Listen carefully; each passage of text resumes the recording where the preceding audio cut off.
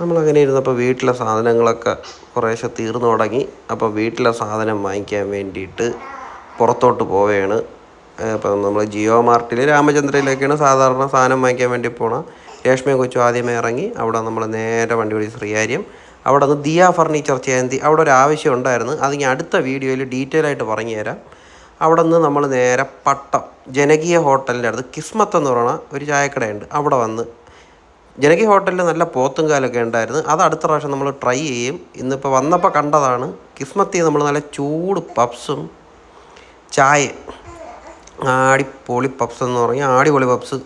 എൻ്റെ വായിൽ പോക്കൊക്കെ കണ്ടാൽ മനസ്സിലാവും. നല്ല തിളച്ച പപ്സായിരുന്നു. വായിലെടുത്ത് ഒരു കടി അടിച്ചപ്പോഴത്തേക്ക് വായെല്ലാം കൂടെ അവിഞ്ഞുപോയി. അങ്ങനെ പപ്സും കഴിച്ച് നമ്മളിതാ ചായയും കുടിച്ചുകൊണ്ട് നിൽക്കുകയായിരുന്നു. അപ്പോൾ എല്ലാവർക്കും പപ്സും രേഷ്മയ്ക്കും പപ്സും ചായയൊക്കെ ഇഷ്ടപ്പെട്ടു. അവിടെ നിന്ന് നമ്മൾ അടുത്തത് നേരെ സ്മാർട്ട് ബസാറിലോട്ടുള്ള പോക്കാണ്. സ്മാർട്ട് ബസാറിൽ പോയി അവിടെ നിന്ന് കുറച്ച് സാധനങ്ങളൊക്കെ വാങ്ങിച്ചു. കുറച്ച് സാധനം വാങ്ങിക്കാൻ പോയതാണ്. പക്ഷേ കണ്ണി കണ്ട എല്ലാം കൂടെ വാരി പുറക്കി എടുത്ത് നേരെ പുറത്തോട്ടിറങ്ങി വണ്ടി കയറി.